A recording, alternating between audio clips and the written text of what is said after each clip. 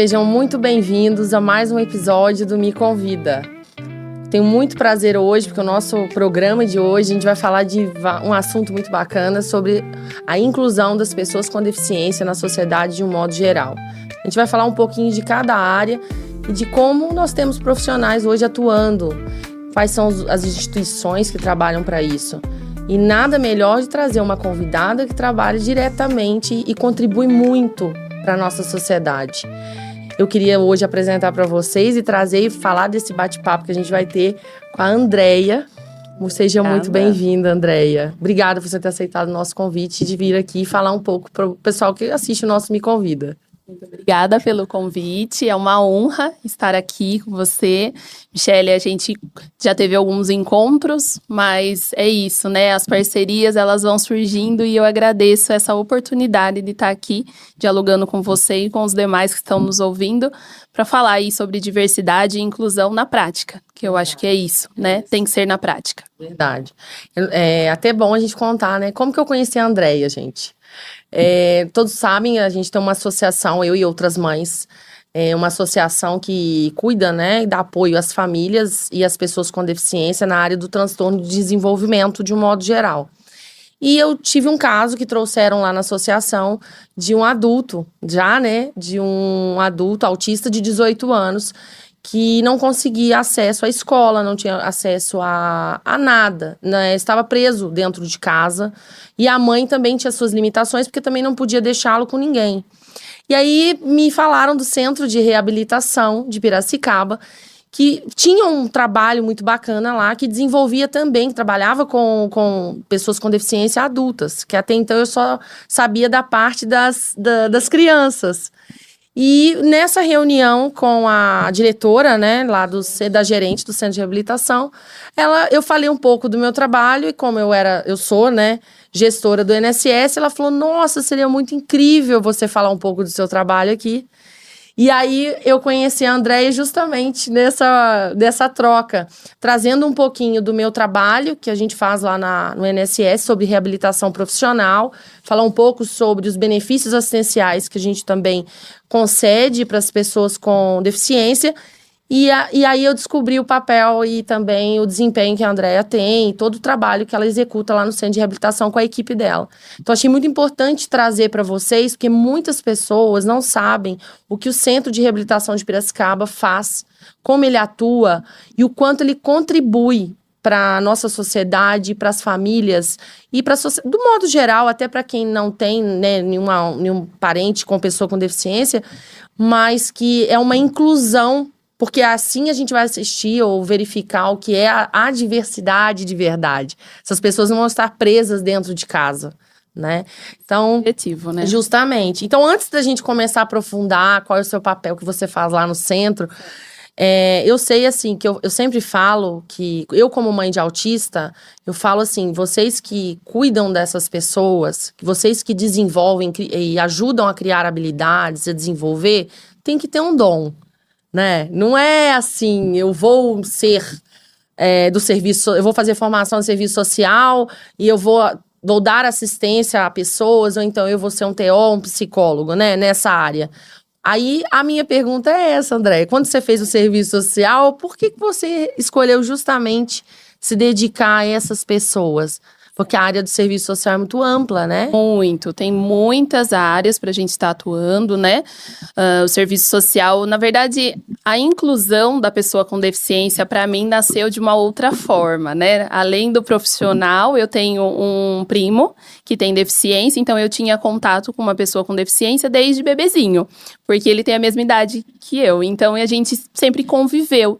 E na minha infância, a gente trocava muito, né? Então, eu tentava, do meu jeito, incluí-lo nos passeios, nas nossas conversas, porque eu acredito que, às vezes, a pessoa com deficiência, ela está em uma festa, mas ela não necessariamente ela está incluída na festa, né? Então, o quanto é importante a gente chamar essa pessoa para conversar, para fazer parte daquele diálogo que está ocorrendo na festa. Então, eu vejo que algumas ações hoje eu tenho esse entendimento que já era uma forma de eu tentar incluí-lo ali no convívio, né? Então, um pouquinho assim da minha experiência começou na infância. Depois foi passando, né? Eu cresci, fui para adolescência, me formei aí no ensino médio e me deparei com qual faculdade, aquela pressão da sociedade no sentido de o que você vai fazer agora, né? Tão nova, né? E aí, com 18 anos, eu pensei muito e me deparei com a necessidade de, sim, vou fazer algo que faça diferença, né? Que possa contribuir com as pessoas, no geral. Tem que ter sentido. Já que a gente tem que trabalhar, então que faça muito sentido e que dê sentido para o outro também. E aí eu escolhi o serviço social, que é uma profissão da qual eu amo. Amo muito, assim, tenho, assim, um prazer em falar que fiz e que atuo nessa área desde quando me formei. Então, eu sou formada aí há 12 anos. E, assim, o meu trabalho, ele vem lá na faculdade, quando eu estava estudando, tinha a opção da gente fazer uma matéria adicional, né? Alguma matéria que chamasse atenção, mas não era obrigatório. Então, muitas pessoas na faculdade optavam em não tá fazendo, né? Ficando no lanche, não ficando ali para estudar. E eu optei em fazer uma matéria sobre inclusão. E essa matéria foi, assim, muito impactante para mim, por quê? Porque naquele dia que eu comecei a fazer essa matéria, ter um pouquinho mais de contato, do trabalho final era eu entrevistar uma pessoa que tinha deficiência visual. E aí foi incrível fazer essa entrevista, né? Acho que essa pessoa não tem a noção do quanto ela me impactou. Porque ela me trouxe um pouquinho da realidade dela, que ela só se tornou uma pessoa com deficiência visual, porque ela caiu do colo da avó, né? E a avó achou que foi um tombo leve, ninguém soube da família, e ela foi perdendo a visão gradativamente. Nossa. E Então, aí, quando ela se depara com não estou enxergando mais. E eu vi, né, ela contando ali, foi muito impactante, porque os profissionais que depois atenderam ela trouxe que foi a virada de chave, o que contribuiu para que ela conseguisse aceitar aquela deficiência, mas também se colocar na sociedade que eu vou fazer parte dela, eu não vou ficar à parte. Então, isso foi muito impactante para mim. Então, uma simples matéria me trouxe uma ampliação de visão. A sua carreira inteira, de uma vida toda. Né? Né? Foi bem importante. É engraçado, né? Porque a gente precisa... por que o ser humano tem essa habilidade, esse hábito, né? Nós, às vezes, precisamos passar por uma situação, vivenciar, às vezes na pele, ou ter contato com alguém para a gente poder se colocar no lugar do outro. Para a gente poder ter uma certa empatia.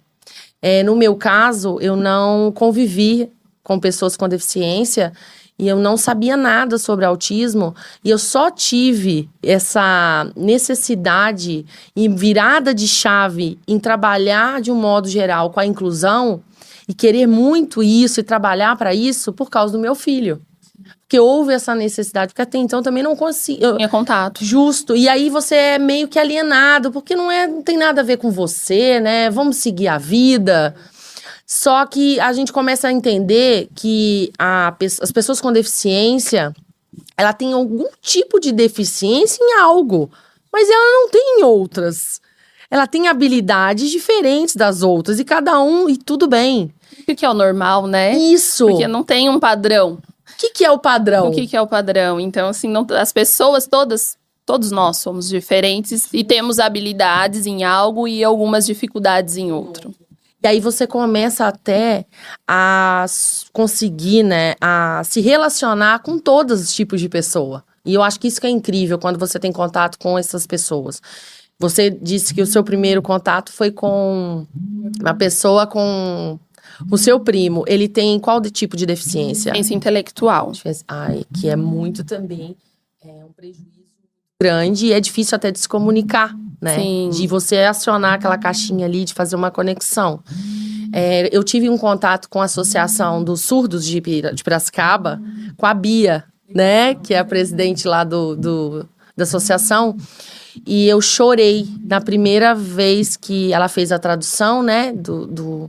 Da pessoa que estava lá. E era uma moça, ela tinha acho que uns 20 anos. E quando ela me contou que várias crianças não sabiam Libras, estavam em casa. E que quando elas tinham oportunidade na associação de trabalhar a Libra, a forma de tradução e conseguir se comunicar através da Libras, elas contavam que foram abusadas sexualmente, elas conseguiam dizer o que elas estavam passando. Então, na verdade, você quando trabalha com inclusão, você protege as pessoas de certa forma. Do mundo, da maldade, de tudo. E quando ela me contou aquilo, eu chorei tanto, Andréia. Porque, assim, realmente a melhor vítima não fala. Nunca vai falar. E quando você limita ainda a comunicação dela de aprendizagem, de um meio de comunicação que é a Libras, né? Você faz com que essa criança nunca consiga dizer o que está se passando com ela. Então, eu comecei a ver que a questão da inclusão, ela é muito maior do que a gente pensa. Muito, muito maior, assim... Eu vou trazer para você trouxe um relato, vou trazer com relação aí à violência, né? O meu segundo trabalho foi com... O meu primeiro formada foi com pessoa em situação de rua.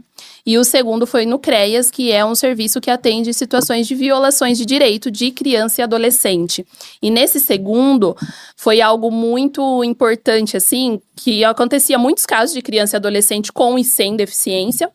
Mas um caso que me marcou bastante foi uma criança de 9 anos que ela sofria uma situação de violência sexual do genitor. E quando ela trouxe, e eu fazia atendimentos lúdicos de brincadeira com essa criança, e ela trazia na brincadeira a situação de violência que ela sofria em casa.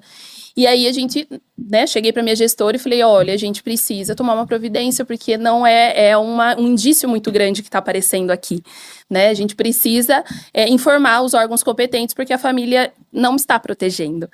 E aí, quando a gente foi atrás do acolhimento institucional, essa criança ela foi acolhida na época, e foi muito difícil os profissionais nos ouvirem e ouvir essa criança, porque, mas será que é isso mesmo? Né?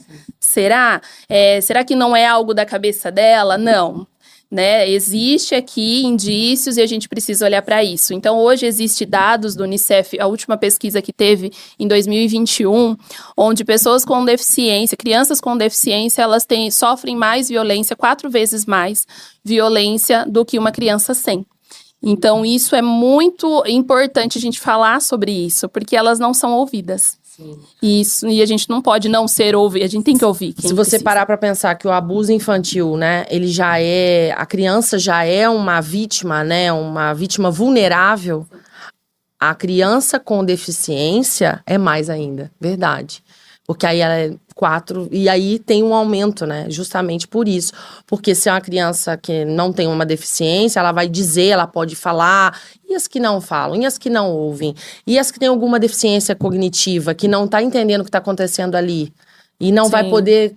ou então as não verbais, né? Então são tantos casos que a gente vê, que eu acho que é o que faz a gente todo dia, né? Fazer o nosso trabalho de uma forma que não é só inclusão propriamente dita na educação, também, principalmente, comunicação. Ensiná-las a dizer ou então tentar... Porque hoje tem tecnologias também, né, Andréia? Tem tecnologias que podem colaborar com isso, e acho que a tecnologia maior é a tecnologia também da gente colaborar com os profissionais para entender. Porque não é porque a pessoa não é verbal que ela não pode ser entendida. Né? De que forma ela pode se comunicar com a gente. Então, esse é o nosso trabalho também, né? De incentivar e ir em busca de tecnologias que favoreçam essa questão da inclusão da pessoa com deficiência, mas também dos profissionais de então, vamos entender qual outra comunicação ela pode se comunicar ali com você. Então, esse é o nosso trabalho também, né? De ir em busca disso. Quando você chega lá no centro de reabilitação, você foi trabalhar, você deve ter tido passado por outras instituições ou por outros locais. Você chega no centro, como que você chegou? Como foi essa oportunidade? O que trouxe a Andréia para o centro de reabilitação? Então eu tive esses 2 trabalhos anteriores e no terceiro, assim, formada, né, foi o trabalho no centro de reabilitação. Eu passei pelo processo seletivo e chegando lá, eu fiz essas entrevistas e fui tendo um contato, né? Um contato com o conceito, um contato com uma equipe que trabalha a inclusão não só na fala, Então, isso, assim, foi me atingindo aos pouquinhos e me fortalecendo para que isso seja de fato, aconteça de fato a inclusão. Então, foi incrível, né? Eu entrei na área de saúde, então, se eu puder contar um pouquinho sobre a história do centro, porque acho que é um pouco disso, ela se envolve, né? Eu sou só uma parte lá. O Centro de Reabilitação, ele existe há 60 anos no município de Piracicaba. Ele nasceu por famílias que tinham crianças com deficiência e iam para o Hospital das Clínicas lá em São Paulo se fazer os atendimentos. Mas imagina, não é uma consulta lá em São Paulo, é fono, físio, TO, tendo que fazer alguns atendimentos que é 2, 3 vezes na semana. Então, havia um desgaste aí, né, muito significativo, financeiro, mas também emocional, de você ter que viajar praticamente, né, todos os dias para cuidar do seu filho, porque é uma atividade ali gradativa, não vai fazer um atendimento e ele já vai estar, vai se desenvolver aos poucos. Então, o centro, ele vem com essa proposta na época, né, de, não, vamos abrir aqui na cidade de Piracicaba esse atendimento para pessoa com deficiência. O que tinha muito era a questão da poliomielite, na época, né? Então, isso foi sanado aí com a questão da vacina, mas em 1965 não se tinha, não se falava tanto sobre. E isso foi um grande avanço com a vacina e uma possibilidade para que eles não nascessem mais crianças com essa... Mas até então era só terapêutico, então? Só terapêutico, só na parte de saúde, foi contratando um médico, as especialidades, né, de físio, fono, TO, e aí ele foi crescendo aos poucos, foi fundado o Centro de Reabilitação e depois começou a se pensar, e aonde que eles vão estudar? Né? Como vai ser essa inclusão? Então, também abriu aí o setor da educação, onde eles estudam. Hoje a gente já mudou um pouco esse olhar, no sentido deles, existe uma escola de educação especial, João Guidotti, dentro do Centro de Reabilitação, né, que atende os casos aí que tem a maior necessidade de apoio, mas a gente trabalha muito na lógica dessa inclusão. Então, a gente dá o apoio que ele precisa por um tempo e faz a inclusão no município para que ele retorne e esteja em contato com as demais crianças que estão estudando no seu território, no seu bairro ali, né, com o seu vizinho. Então, é muito importante que você conviva com o outro, né? Por isso que quando veio no governo anterior, né, foi cogitada a possibilidade de ter escolas restritas às pessoas com deficiência. Aquilo é um absurdo. Porque todo o papel terapêutico, toda a análise que você faz em relação à criança, e ela não pode desenvolver isso em sociedade, você está privando essa criança de evoluir. Porque eu falo muito, né, que o meu filho, por exemplo, ele faz a terapia na clínica, mas ele precisa utilizar essas habilidades ou dos ganhos que ele está tendo em algum lugar. E qual é a sociedade da criança? A escola. Onde ele vai desenvolver essa habilidade? Na escola. E é ali que ele vai criar as relações e vai criando essa, vamos dizer, fortalecendo, né, como uma pessoa típica ou atípica, ou o que for, para ela poder lidar depois na sociedade, no modo geral, quando ela sair da escola. Sim, com certeza. E quando você priva e coloca todas as pessoas com deficiência na mesma escola, ele vai desenvolver como? Porque não tem diversidade, ali são todas as pessoas, às vezes, com nível intelectual ou com uma dificuldade, com uma habilidade aqui ou ali, mas que ele não vai... Quando ele for para a sociedade, ele vai ver, mas essas pessoas não foi que eu convivi, não é? Sem dúvidas, assim, isso é uma virada de chave também do próprio centro de reabilitação, no sentido dessa inclusão. Então, hoje existe um projeto novo que chama Florescer, que é o atendimento de apoio no centro, mas para além disso, o apoio tem profissionais que vão até a escola e trabalhar essa inclusão. Quem pode entrar nesse projeto? Quem está matriculado em uma escola regular. E aí vai ter o apoio de especialistas do centro para que essa inclusão ocorra de forma efetiva.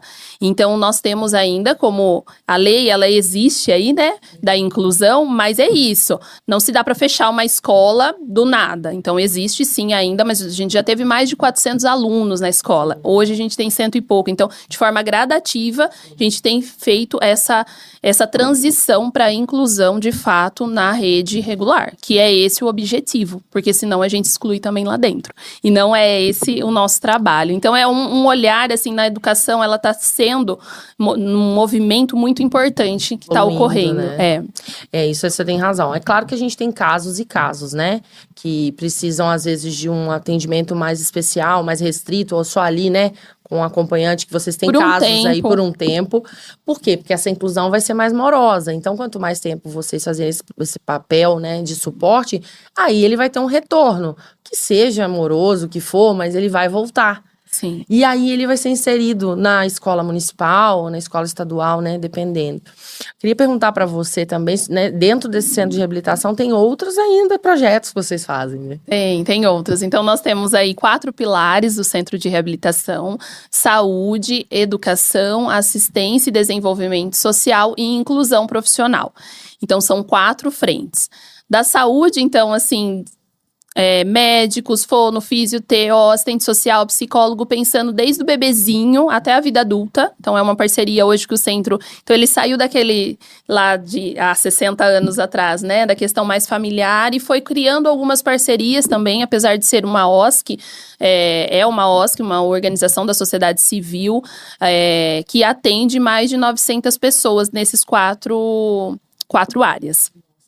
E aí, assim, a gente tem, né, no setor da saúde, um serviço que tem parceria com a área federal. E no município temos aí tanto a escola quanto a assistência social. E a inclusão, ela é um olhar do centro de reabilitação na questão da inclusão profissional. Sim. Então, são 4 áreas, Esse custeio do centro de reabilitação, ele vem de onde, André? Até para as pessoas de casa ficar sabendo. Hoje, o custeio, metade...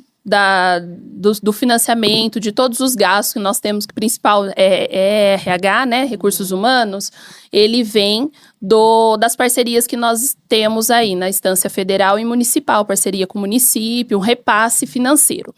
A outra metade é totalmente, assim, de recurso próprio. Esse recurso próprio é de doações, então nós temos o setor de teledoações lá, que funciona e que hoje arrecada um montante no sentido da gente conseguir fazer algo para além de pagar RH. E em uma capacitação. Então, isso é muito incrível que tem no centro de reabilitação, é isso. A gente leva, enquanto líder, né? Tem 3 líderes lá, que leva para gerente. A gente tá pensando nessa capacitação. É em São Paulo. Não, vamos. Porque a gente precisa trabalhar essa tecnologia em nós, que é a tecnologia da inovação. Porque se a gente traz o conhecimento, a gente consegue atender melhor.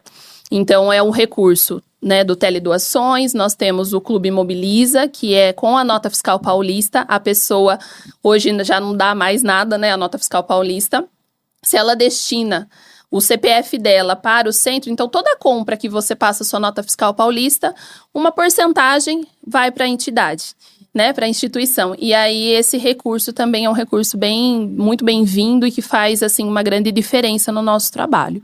Então, são várias formas. Hoje está tendo um bazar lá no centro de reabilitação, então também é onde a comunidade vem, adquire alguns produtos. Então, a gente trabalha o empreendedorismo das pessoas também. Então, são várias formas de recurso, não é só aí com as parcerias que temos, que é importante com o Estado, né, no geral, mas também com a população que também abraça a causa.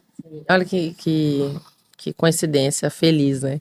Eu conhecia o centro de reabilitação, não conhecia, nunca tinha ido, mas a minha sogra já fazia os depósitos religiosamente todo mês, ela contribuía para ajudar o centro de reabilitação. Meu marido continuou, mesmo ela ter falecido, ele continuou e ele cresceu, né? Que a mãe dele morava na Rua Dona Eugênia, ele foi criado na Rua Dona Eugênia, e isso, sabia que de certa forma, eu falo muito isso com ele, que eu acho que isso que ajudou quando a gente teve o diagnóstico do Valentim, ele que me deixou tranquila.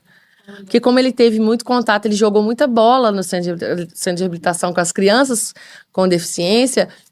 Quando isso aconteceu com o nosso filho, ele estava tranquilo.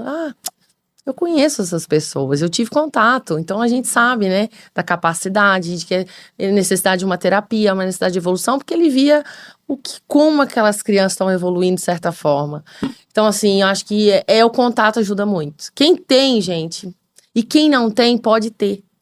Não é? Com certeza. Qualquer pessoa pode se tornar uma pessoa com deficiência, né? É algo, é claro, então a gente pode, num acidente, num AVC, em várias situações, a gente pode se tornar uma pessoa com deficiência. Então a gente precisa olhar para isso para além do outro. Isso pode acontecer sim com a gente. Então é isso. Se a gente está todo mundo na mesma direção desta causa, o impacto é bem menor, com certeza. E o outro projeto passou a parte de educação. E o outro projeto, que esse aí é fantástico também, gente. Eu quero que a André conte. Tá, então os dois projetos que eu faço aí o trabalho, que é de assistência social e inclusão profissional. Na assistência social, nós desenvolvemos atividades coletivas, então esse é o foco, que eles estejam em contato com outras pessoas. Então, assim, todas as atividades acontecem dentro do centro de reabilitação, mas a equipe que a gente trabalha lá é muito inovadora, assim, não, tá aqui, hoje a gente vai sair, hoje a gente vai fazer outra atividade fora, porque a gente também não tem o propósito de isolar lá dentro. Então, não é porque saiu da casa, tá lá no centro, não. Tá no centro, mas a gente tem que fazer de tudo para que eles estejam em outros espaços. Então, hoje existem as atividades de educação física, culinária, beleza e autoestima, informática.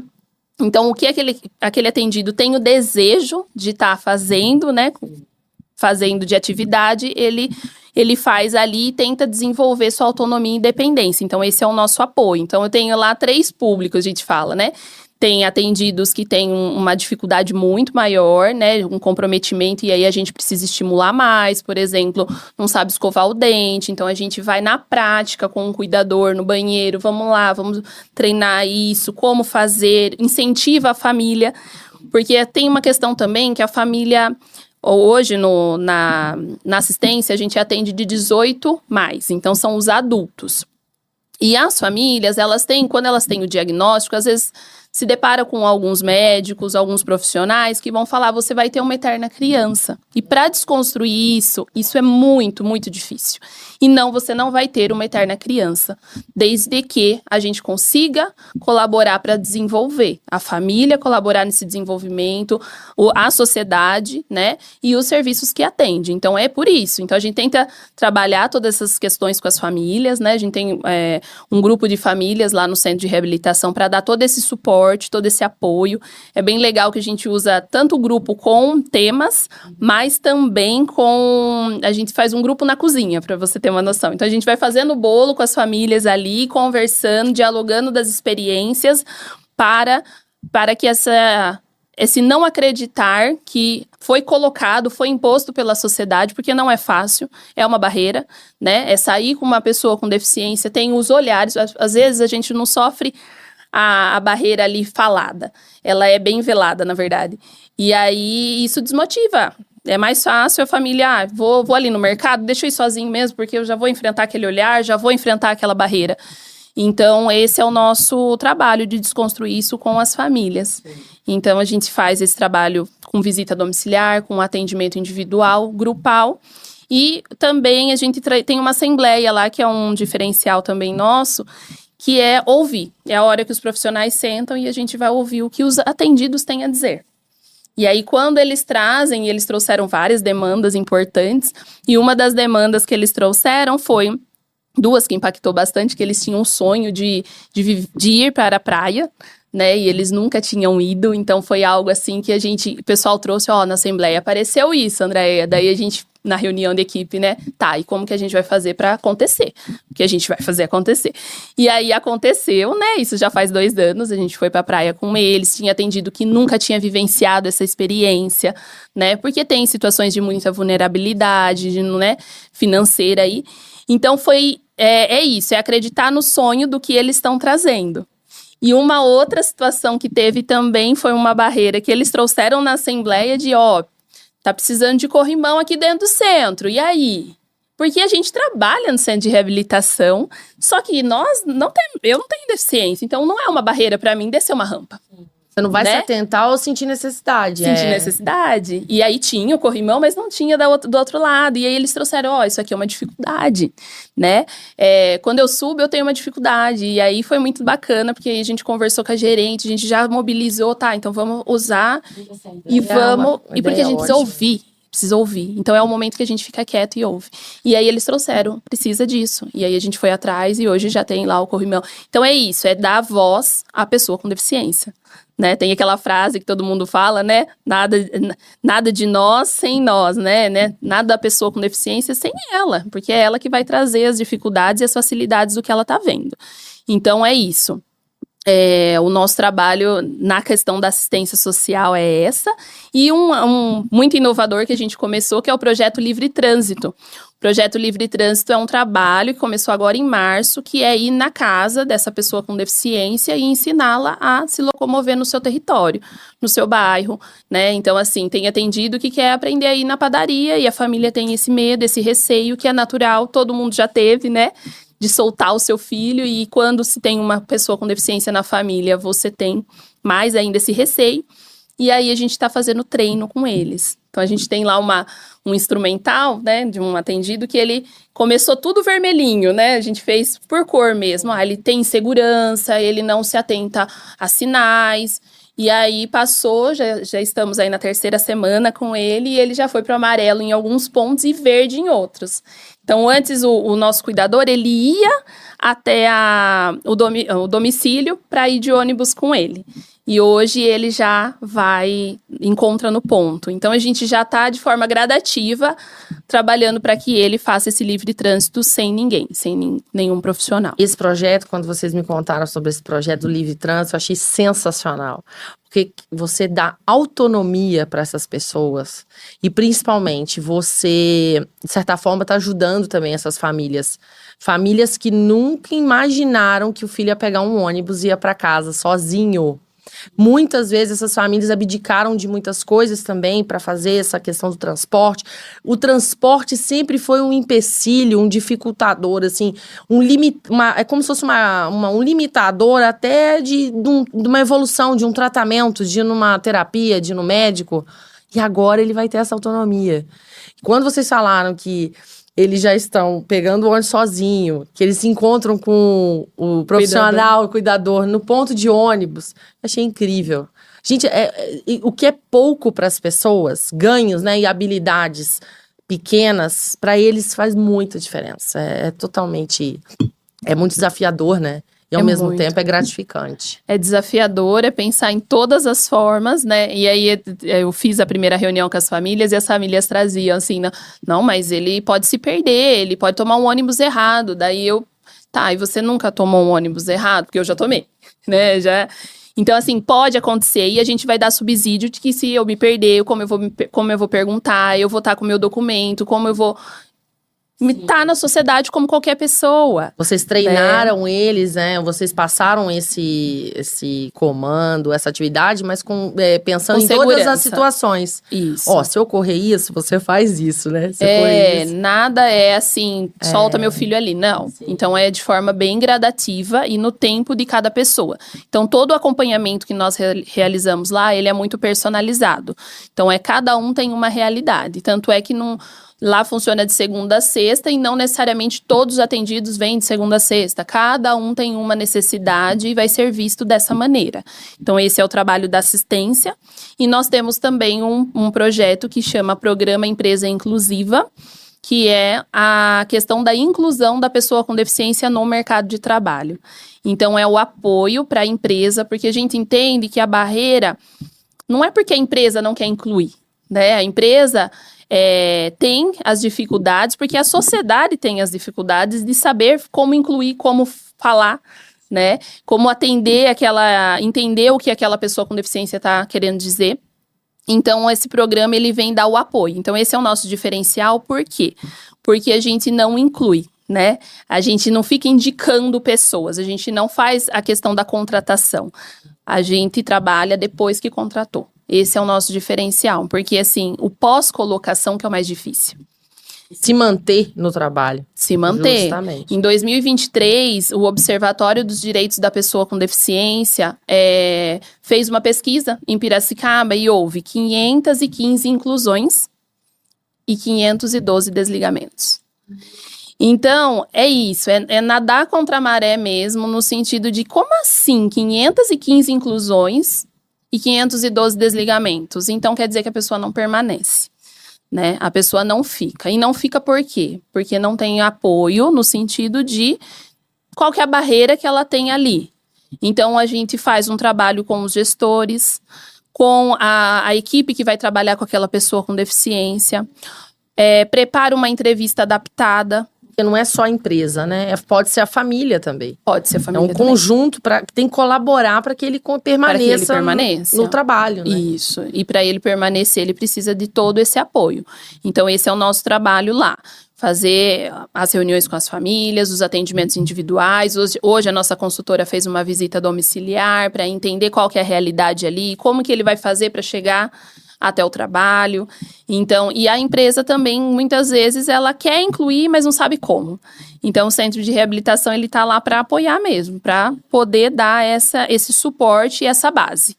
No que pode, então a gente faz um acompanhamento pós-colocação por 6 meses. Então, não é só até os 3 meses que é a experiência, é para além para a gente dar esse apoio. E se houver necessidade, claro, pode pouco prorrogar. Mais. Claro, com certeza. Ah, entendi. Então, é esse apoio que a empresa, é uma prestação de serviço que a gente faz para as empresas nesse sentido. E hoje, André, como que você sente assim o retorno das empresas? Eles estão mais abertos a receber as pessoas com deficiência? Eles têm interesse em receber essas pessoas, em participar desse projeto que é tão bacana? E, de certa forma, tendo o apoio de vocês, isso facilita muito, né? Porque é como se fosse uma consultoria nessa área, não é isso? E aí eu queria que você dissesse um pouco assim, dentro da região que vocês trabalham, né? Claro. Há um retorno positivo? Está crescendo? Está melhorando? Já foi pior? Como está sendo esse contato? Existe uma resistência muito grande nessa questão da inclusão ainda, mas é isso que eu vejo, né? A gente tem ido empresa por empresa falar, existe o programa. Aí é uma escolha de fazer parte ou não, e a gente entende, né? Eu vejo que, assim, hoje as empresas estão sentando para conversar. Está parando isso e é importante. Ouvindo vocês. Isso é muito importante, mas assim, o acompanhamento é um investimento que você tem que fazer e está aberto mesmo, os gestores estão abertos a isso, então começa daí. E esse é o nosso papel. Então, a gente tem conversado com as empresas, a gente tem feito algumas inclusões nesse sentido, e isso está sendo muito bacana. Até convido, né, quem estiver aí nos assistindo, a entrar aí no Instagram do Centro de Reabilitação, porque lá tem um vídeo de uma inclusão que a gente realizou na Rede Drogal, que é uma farmácia, né? E onde essa pessoa está trabalhando, mostrando ali um pouquinho mais sobre o programa. Então, é algo que dá para ter um pouquinho mais de clareza. A gente tem tentado esse contato com as empresas mais direto mesmo. Mas ainda é um desafio e é por isso que a gente tem trazido essa temática. E esse podcast é essa abertura também e contribui para esse diálogo. A gente percebe, então, que além das crenças limitantes, né, que a própria sociedade ou os profissionais da saúde ruins, claro, né, colocam para as próprias famílias, por superproteção, também acaba limitando essa pessoa com deficiência, e o acesso à educação, que ela deixa de ter, ela não tem, porque sempre ela tem que brigar, né, para poder ter uma educação de qualidade inclusiva, para ter um apoio escolar, ela tem que brigar para ter um tratamento, porque muitas vezes a rede SUS não consegue acompanhar, né, a dar esse tratamento para a criança, e muitas vezes os direitos dela também são invalidados, e ela como um todo não tem voz. A verdade é essa, né? Eu acho que todas essas dificuldades também, elas contribuem, né, Andréia, para fazer com que essa pessoa seja, como se fosse uma comunidade invisível, não é? A invisibilidade, ela ocorre, né? E ela só vai se tornando um pouco... Eu lembro da primeira vez que a gente foi com eles no cinema, eu lembro de entrar, assim, no shopping e os profissionais pararem, sabe? Do tipo, o que esse pessoal tá entrando aqui?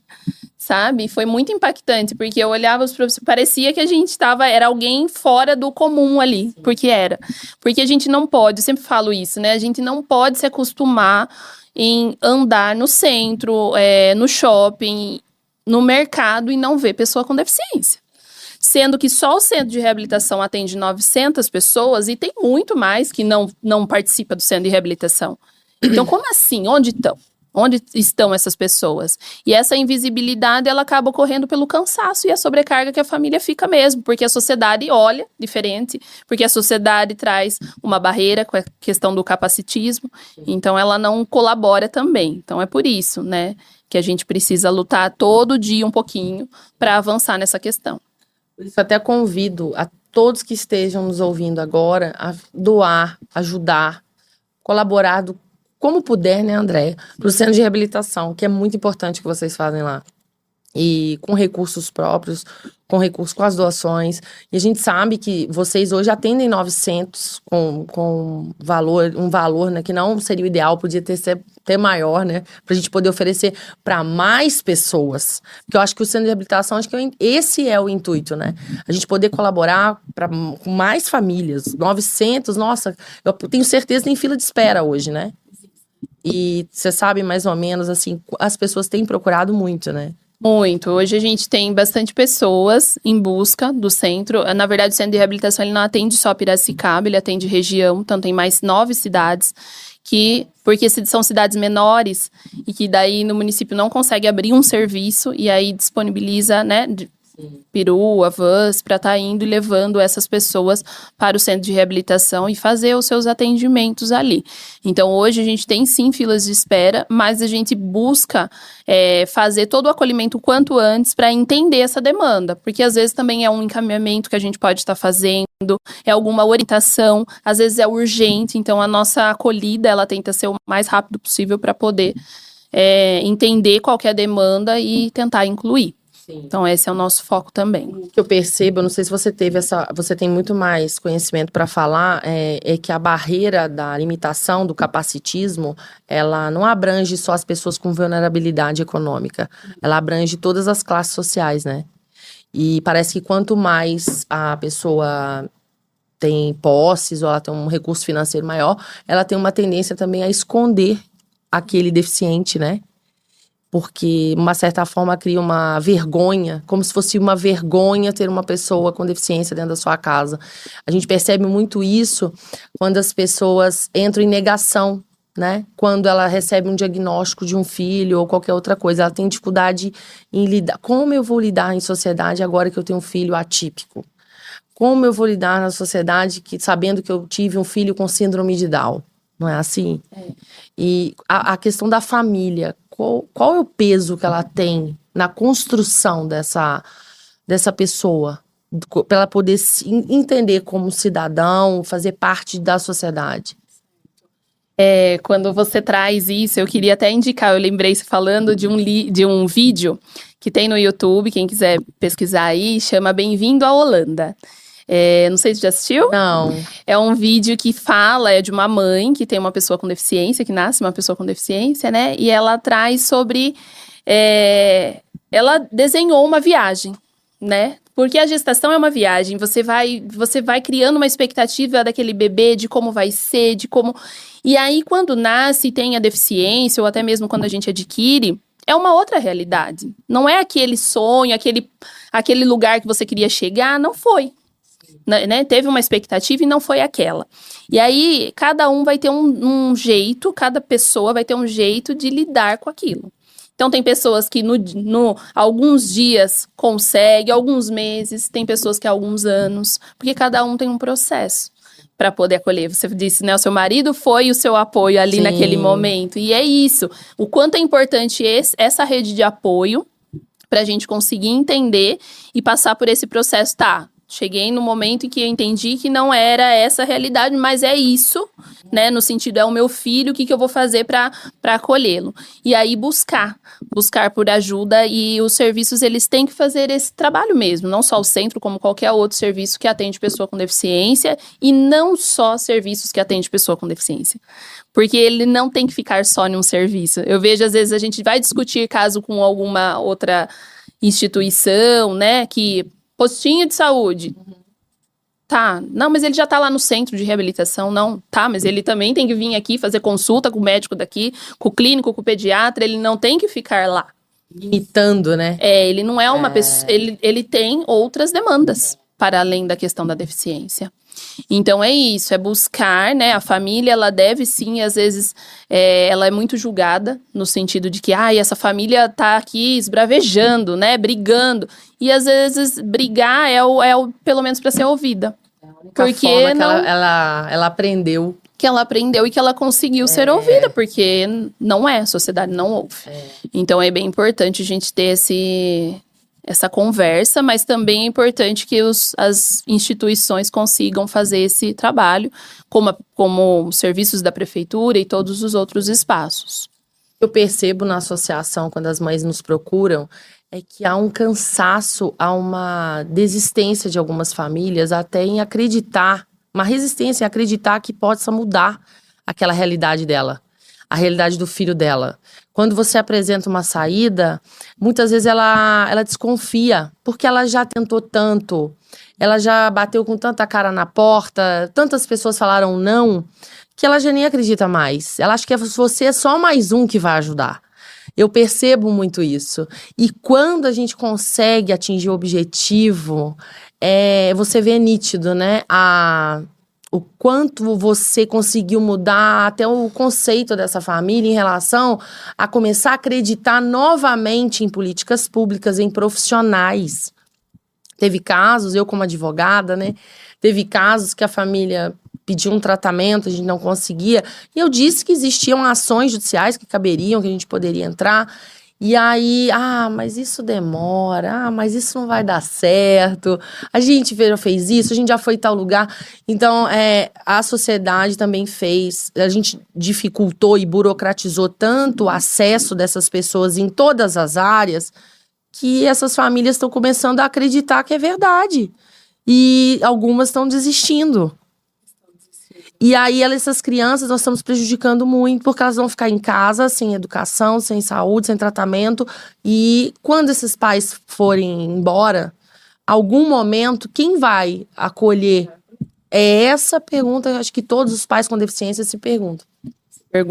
E é algo que a gente tem que entender que hoje até a lei mudou, né? Antes se falava, é da família a primeira obrigação, e na verdade ela é compartilhada. A sociedade também tem dever, assim como o poder público, de acolher essa criança da melhor forma possível e desenvolvê-la. Por isso que a gente bate muito na tecla de tentar fazer com que essa criança se desenvolva ao máximo, mas também não é só desenvolver a criança para ela estar ali apta a estar na sociedade, mas é desenvolver a sociedade para que entenda. Então, a gente usa muito o exemplo lá no centro de reabilitação, não é meu exemplo, a gente sempre fala sobre isso, que é o uso do óculos, por exemplo. Né? Se eu não tivesse o óculos, eu não estaria enxergando. Né? Então, o óculos, ele me possibilita. Ele me dá uma oportunidade de enxergar melhor e conseguir estar na sociedade. E a pessoa com deficiência, cada uma vai ter uma necessidade que vai ser dela, pessoal, e que vai possibilitar ela a estar na sociedade. Então, alguém foi lá, fez a tecnologia do óculos e me possibilitou isso. E quantas outras, né? A gente tem um exemplo de uma pessoa que está trabalhando e ela até foi promovida na questão da inclusão porque ela não sabia ler. Mas ela trabalhava num setor que ela tinha só que organizar, tantas coisas, mas assim, organizar o estoque. E aí a gente fez uma adaptação com cor. E ela consegue organizar o estoque, ela foi promovida porque ela consegue fazer melhor do que muitas pessoas no sentido de organizar. Ela precisa da leitura para aquilo? Não, ela precisava apenas saber e ter uma tecnologia, que era simples, gente, foi cor, para que ela conseguisse estar ali e trabalhando, contribuindo com aquele lugar, com aquele espaço de trabalho, com aquele mercado de trabalho. Acessibilidade em todos os sentidos. Que bacana. É isso, a tecnologia, ela pode nos ajudar, mas ela é única. Cada uma vai ter uma necessidade. Igual você falou, né? Não adianta você ter uma pessoa com deficiência numa festa, ela está ali, isso não é inclusão. Se ela não está sendo ouvida, se ela não está participando, se ela não está integrando aquele ambiente de todas as formas possíveis, né? E aproveitando igual a todas as outras que estão ali, que é a educação, né? Não adianta colocar o aluno na sala de aula se ele não está absorvendo. Né? A pessoa com deficiência precisa de uma rede de apoio mais ali, como é que eu posso dizer, mais focado, né? Mais próximo, porque a gente pode falar de todo tipo de apoio, tanto fisiológico, tanto cognitivo, uma coordenação motora. Tem vários apoios que a gente pode dar, né? Muitos, mas o maior apoio é a gente se abrir à mudança de olhar, né? É ter esse... Calma aí, será que eu tô fazendo certo? Se a gente já se pergunta, se a gente costuma falar lá, né, algumas frases que a gente usa na reunião, assim, isso aí foi capacitismo. Então, se a gente tem essa liberdade com o outro que a gente trabalha, na nossa casa, no nosso churrasco, lá na família, e falar assim, olha, isso aí não foi legal.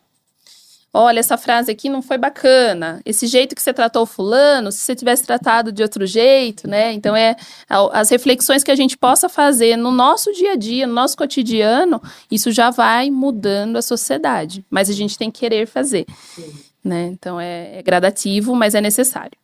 Se você fosse passar uma mensagem para as pessoas que estão nos ouvindo, para que a gente melhore um pouco essa sociedade, as pessoas começam é o que você falou, enxergar, né? Mas com os nossos óculos, se fossem ao contrário, se colocar no lugar do outro, o que você podia dizer para eles? É isso, né?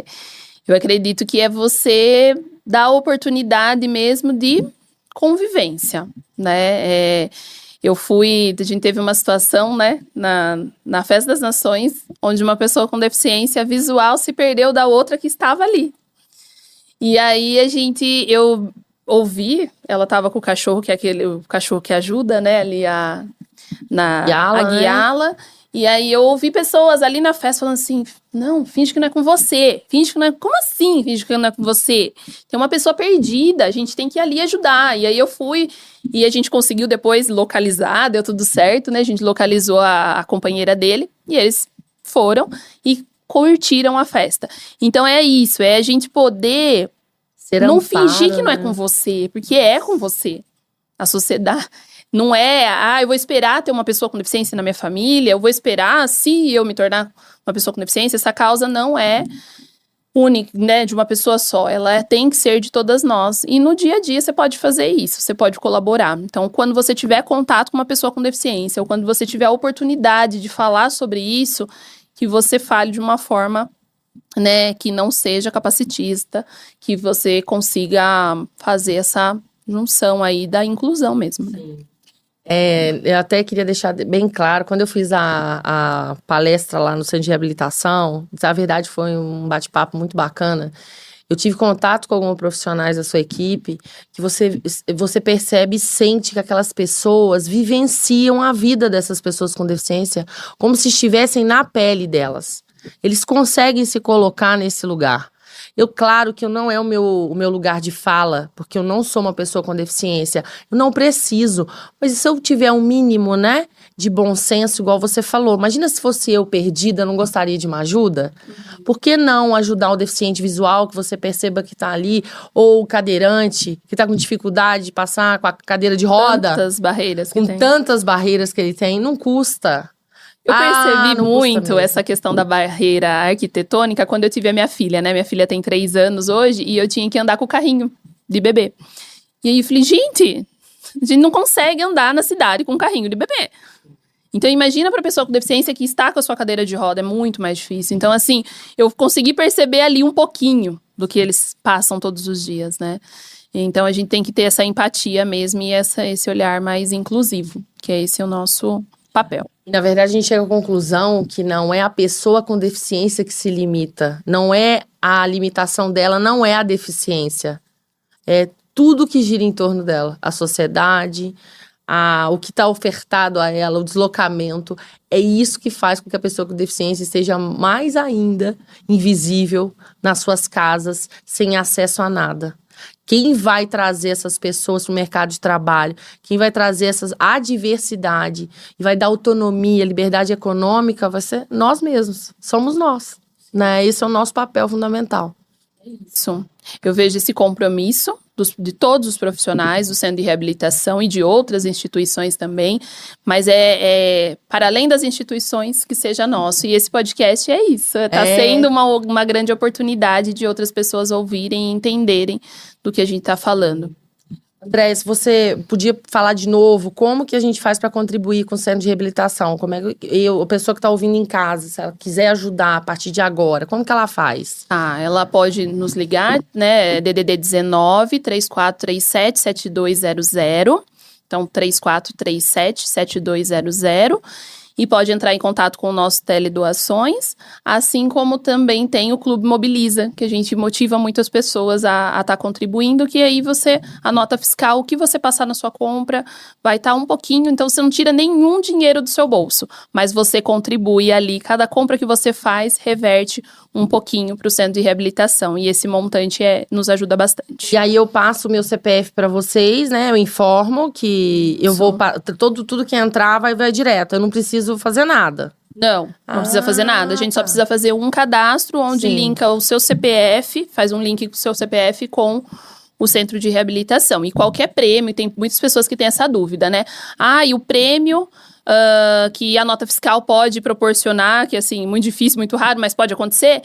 Vai pro centro? Não, gente, o prêmio é seu. É só mesmo a cada comprinha que você fizer, ele pode ir além das empresas, né? As empresas que destinam imposto de renda também pode estar entrando em contato com a gente, que pode estar destinando o seu imposto de renda pro centro de reabilitação. Isso ajuda muito, porque, por exemplo, esse projeto nós temos lá vários projetos, mas o projeto da educação, o projeto do Livre Trânsito, são projetos que colaboram, que têm esse financiamento das empresas de forma indireta, que é através do imposto. Andréia, a gente tá indo pro final. Foi muito bom, adorei falar. Passa rápido, né? Uma coisa boa, a gente quando tá falando de coisas boas, né? É isso. Passa muito rápido. Agradeço demais, foi muito bom. Eu agradeço. Obrigada pela oportunidade. Sempre à disposição e convido a vocês a irem até o centro de reabilitação, porque eu falei aqui só um pouquinho do que é essa grandiosidade dessa instituição que eu tenho muito orgulho de fazer parte. Verdade. Que prazer, que bom que hoje eu conheço e eu posso divulgar e falar. E onde eu vou, eu falo do centro de reabilitação agora. A gente agradece. Para vocês que nos assistiram, espero que vocês tenham gostado do nosso episódio de hoje. Várias vezes me emocionei aqui com as falas da Andréia, porque a gente tem uma pessoa com deficiência na família e a gente se põe muito no lugar das outras famílias. E eu vejo o trabalho incrível que o Centro de Reabilitação e a equipe da Andréia faz. Não esqueçam, é muito fácil doar. Vocês viram quanto é fácil doar? É só cadastrar o seu CPF lá no centro de reabilitação. Toda comprinha que você fizer, você está ajudando o centro.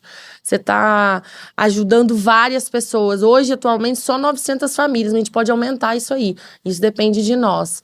Agradeço demais a todo mundo que acompanhou até aqui. Quem quiser vai estar gravado lá no YouTube, nas nossas redes sociais.